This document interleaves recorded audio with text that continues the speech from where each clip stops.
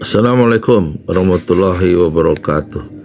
Ini hadis yang paling cocok untuk memberantas korupsi di rejim Prabowo, dan hadis ini tidak pernah dipakai oleh Jokowi, sehingga pemerintahan Jokowi 5 tahun terakhir itu meningkat kasus korupsinya dari 271 menjadi 791, 3 kali lipatnya.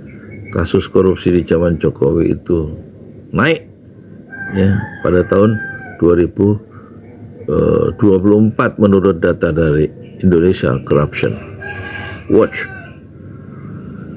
Ini hadis dari Ibnu Abbas radhiyallahu anhu. Dia berkata, "Kuntu khalfan nabiyyi sallallahu alaihi wasallam yauman faqal ya gulamu inni u'allimuka kalimatin ihfazillah yahfazka ihfazillah tajidhu tujahaka idza sa'alta fas'alillah wa idza ta'anta fasta'in billah wa'lam annal ummata law ijtama'at ala an yanfa'uka bi syai'in lam yanfa'uka illa bi syai'in qad kataballahu laka wa in ijtama'u ala an yadurruka bi syai'in lam yadurruka illa bi syai'in qad katabahu Allahu 'alaika rufi'atil aqlam wa jaffatis suhuf." Ya,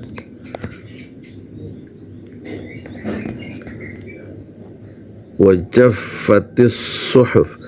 Pada suatu hari aku, kata Ibnu Abbas, ini usia Ibnu Abbas baru 10 tahun waktu dia dibonceng ya, di belakang Rasulullah yang naik onta ya.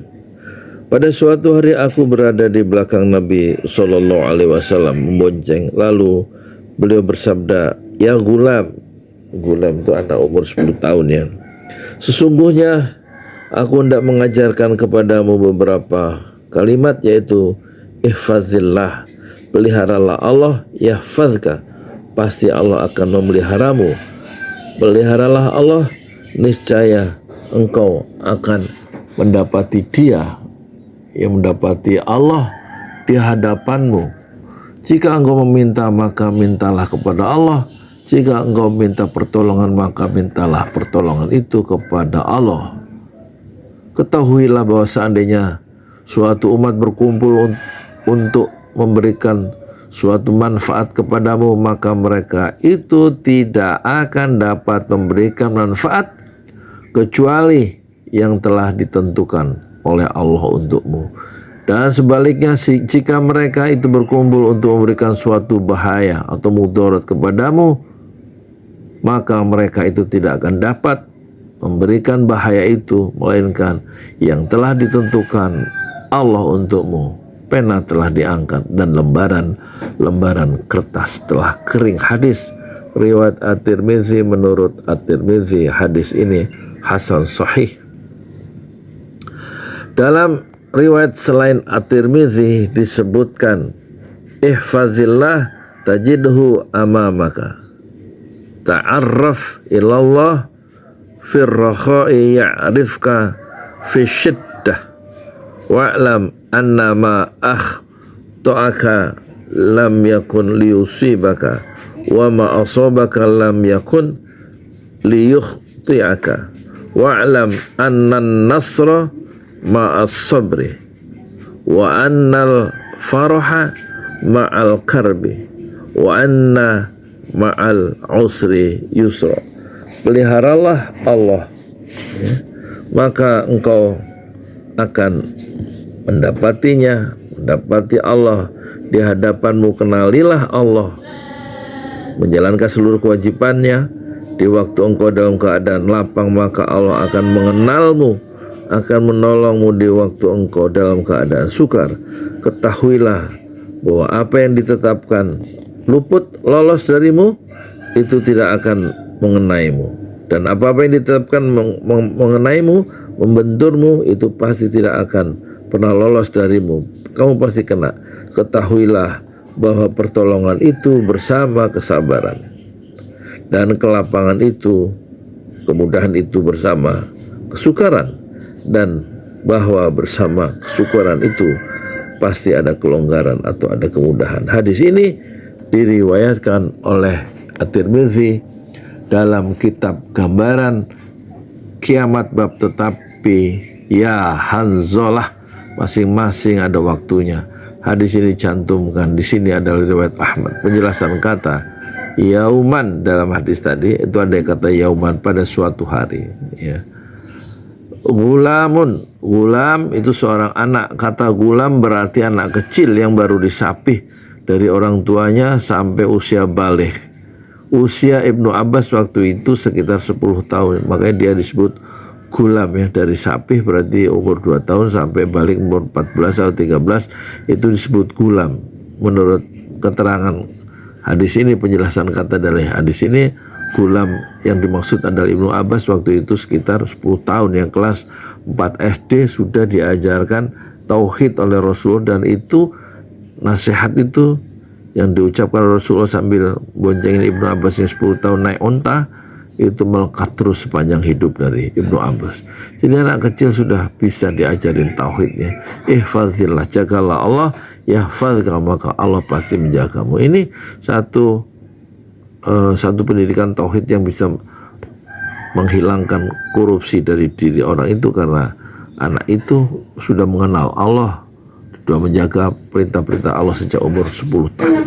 Jadi koruptor-koruptor itu sekarang karena mereka dulu tidak pernah diajari tauhid, tidak pernah dididiki tauhid, tidak pernah mengenal Allah sejak mereka gulam, sejak umur 4, kelas 4 SD. Kalimatin, kalimat-kalimat meskipun tidak menunjukkan bilangan jamak, namun kata ini disebut dalam bentuk jamak untuk memudahkan hafalannya. Selain itu ia dibaca nakirah indefinite untuk mengisyaratkan pentingnya kandungan kalimat tersebut. Ihfazillah, jagalah Allah. Apa maksud jagalah Allah? Maksudnya jagalah agamanya dengan cara selalu melakukan ketakwaan kepadanya dan menjauhi segala sesuatu yang dibencinya. Tujahaka artinya tujahaka, dia selalu tujahaka, bersama engkau. Allah Maha tahu tentang maksud kebersamaan dengannya, tetapi ada yang menyebutkan bahwa kebersamaan Allah itu maksudnya perlindungan, maksudnya dukungan, maksudnya pertolongan Allah. Ista'anta, apa maksudnya ista'anta? Engkau memohon pertolongan, maksudnya memohon pertolongan dalam urusan agama. Al-ummatu, umat Nabi Muhammad SAW, namun yang dimaksud adalah semua makhluk. Rufi'atil aqlamu, pena diangkat maksudnya. Rufi'atil aqlamu sebagaimana diucapkan Rasulullah adalah maksudnya tidak dicatat karena urusannya telah selesai. Khalfu,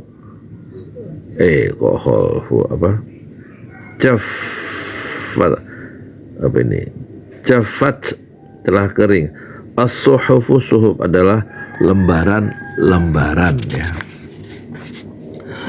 yang berisi takdir semua makhluk atau lauhul mahfuz.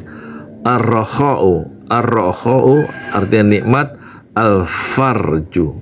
Al-faraju kondisi lapang. Al-faraju bukan faroha, ya, faraju. Salah baca saya tadi itu.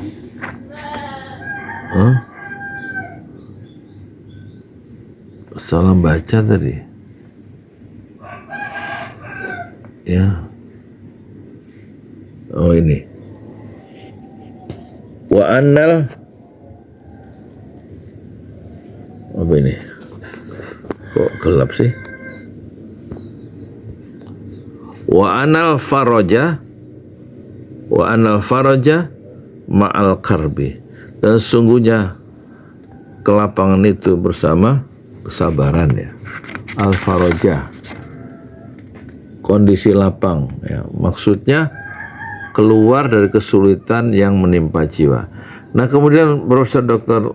Dib Al-Bugha itu merumuskan beberapa poin-poin penting dalam hadis ini. Ada 4 ya.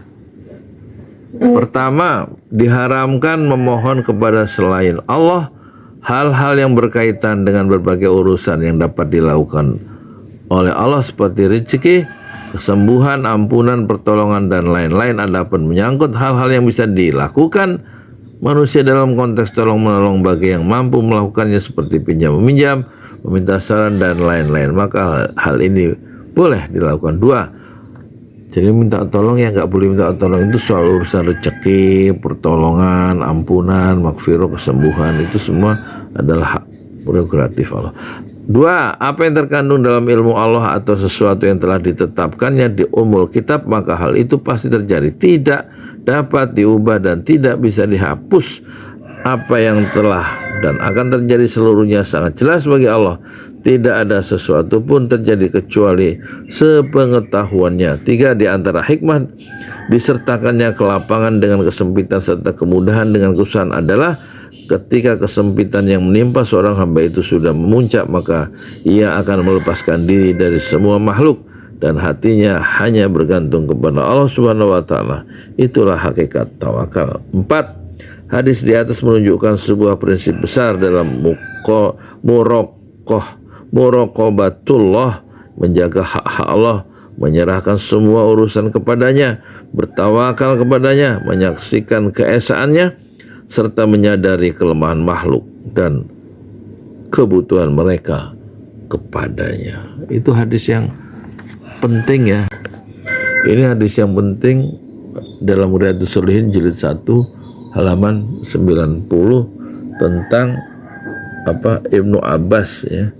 Wa kuntu khalfan nabiyyi sallallahu alaihi wasallam yauman faqal ya gulamu inni u'allimuka kalimatin ihfazillah yahfazka ihfazillah yajidhu tujahaka idza sa'alta fas'alillah wa idza istana'ta wa